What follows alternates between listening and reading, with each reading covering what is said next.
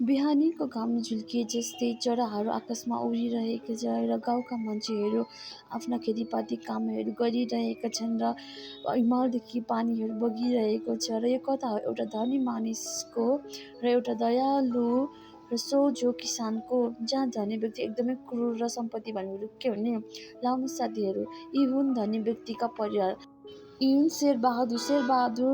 एकदमै गाउँका धनी र प्रतिष्ठित व्यक्ति थिइन् र उसका जग्गापातहरू धेरै थिइन् र सबैजनालाई उनले एकदमै आफ्नो शासनमा राखेको थिएन। ऊ सम्पत्ति भने चाहिँ हुरुक्कै हुने। र यी हुन् किसानका गरिब परिवार। उहाँका नाम हुन् दिलबहादुर। दिलबहादुर जति नै गरिब भए पनि तर उसको मन एकदमै दयालु र कोमल र सब आफूसँग जे छ त्यो पनि बाँडेर खाऊँ भन्ने र कसैलाई नाई चाहिँ भन्नु नसक्ने, किनकि ऊ आफूसँग नभए पनि ऊ सधैँ अरूलाई दिन्थे र ऊ चाहिँ धनी सेठको घरमा खेतीपातीमा हलो जोत्थे र बिहानभरि ऊ धनी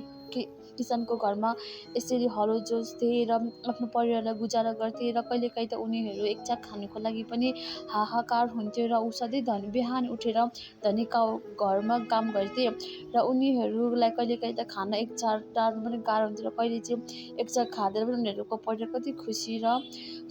खुसी साथ आफ्नो परिवारमा बस्थे र उनीहरू एकदमै दयालु मन थिए र गाउँलेहरूलाई सहयोग गर्थे। र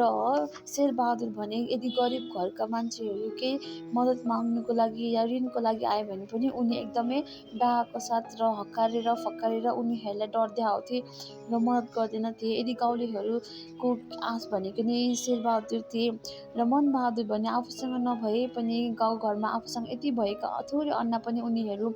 दिने गर्थे र आफूभन्दा वृद्धहरूलाई यसरी सहयोग गर्थे र बिना स्वार्थी भावनाले र गाउँले पनि उनीहरूलाई धेरै रुचाएको थियो। र एक दिनको कुरा हो कि गाउँमा एउटा बुढो मानिस जहाँलाई जानुपर्ने यात्रा लामो हुन्छ र उनीहरू शेरबहादुर र दैलबहादुरको गाउँमा आइपुग्छ र उनी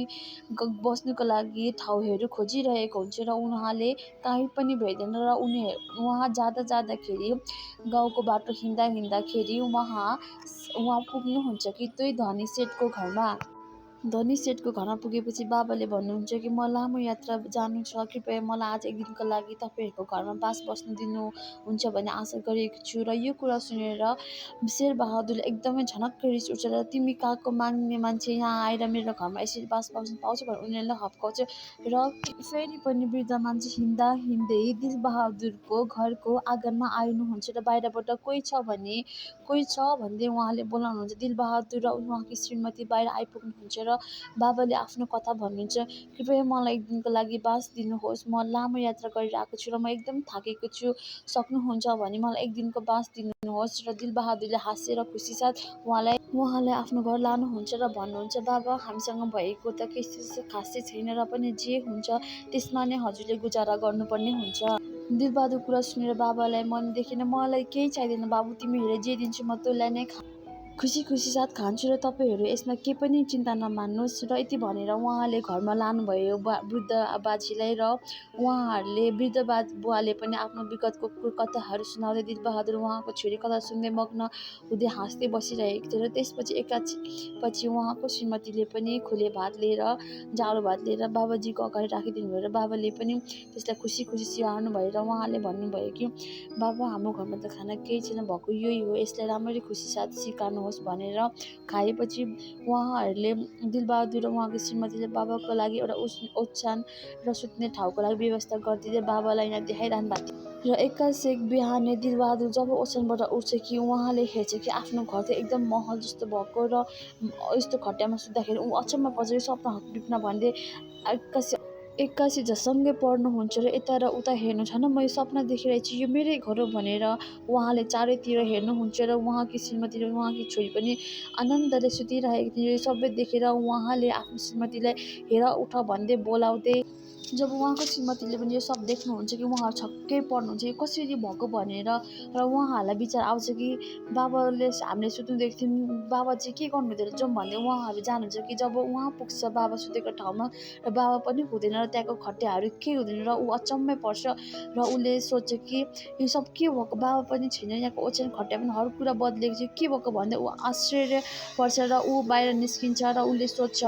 हिजो आउने बाबा कुनै साधारण बाबा, उहाँ पक्कै भगवान्को रूप हो र ऊ यति भन्दै ऊ आँखाभरि आँसु पारेर आकाशमा हेर्दै र भगवान्लाई धन्यवाद दिन्छ कि भगवान् यो सब तपाईँको लागि धन्यवाद भन्दै र उनीहरू अब सुखी परिवार र सम्पन्न परिवारमा परिणत हुन्छ। उनीहरू खुसी खुसी बस्छन् र उनीहरूको परिवार अब पहिले एक छाक खानुको लागि हाहाकार मच्दैन। अब उनीहरूसँग वर्षौँ वर्ष या पुस्ता आउनेलाई पुग्ने सम्पत्तिहरू उनीहरूलाई भगवान्ले त्यो बाबाले दिएर जानुभयो र गाउँघरमा पनि यो सबै फैलिन्छ र त्यो शेरबहादुरको कानमा पनि पुग्छ र गाउँको मान्छेहरूले यता फासफुस गरेको कुरा सुन्छ र मान्छेहरू आज के को हल्ला गरिरहेछ गाउँघरमा खासफुस भनेर ऊ पनि बुझ्नको लागि सुन्दा त उसले सुनेपछि उनीहरू छक्क पर्छ र उसले पनि गाउँको केटीहरूलाई सोध्छ र तिमीहरू के खुसफुस गरिरहेछौ भनेपछि उनीहरू छक्कै पर्छ र भन्छ कि दिलबहादुर घरमा त यस्तो एउटा बाबाजी आएर उनीहरूको त यस्तो यस्तो भयो भनेपछि ऊ दिलबहादुरलाई धनी बनाइदिएको कुरा सुनेपछि उसलाई डाहा र ईर्ष्या लाग्छ। गाउँलेहरूलाई लिएर ऊ दिलबहादुरको घरमा जान्छ र भन्छ, हे दिलबहादुर, त यसरी कसरी धनी भइस् त? पक्कै तैँले यो पैसा चोरेर लिएको हुनुपर्छ त हिजोसम्म आज मेरो घरमा खेतीपाती गर्ने मान्छे एक छाक खानुको लागि तर हुन्छ त यसरी धनी भइस् भन् तैँले कहाँबाट चोरेर लिएको पैसा भन्दै ऊ यसरी कराउन थाल्छ र ऊ गाउँलाई नराम्रो गाउँलेको अगाडि नराम्रो दिलबहादुरलाई पारेपछि उनीहरूले भन्छ कि दिलबहादुरले पक्कै चोरेर लिएको, गाउँलेहरू यसलाई यहाँबाट निकाल्नुपर्छ भन्दै ऊ त्यहाँबाट निस्किँदै जाँदै ऊ हाँस्दै जान्छ कि अब खाइस दिलबहादुर, तेरो भएको सम्पत्ति सबै अब म लिन्छु, त्यो सम्पत्ति पनि अब मेरै हो, तँलाई गाउँलेको अगाडि नराम्रो पारेपछि त्यो सबै सम्पत्ति अहिले मेरै चोरेको भन्छु भन्दै ऊ हाँस्दै जान्छ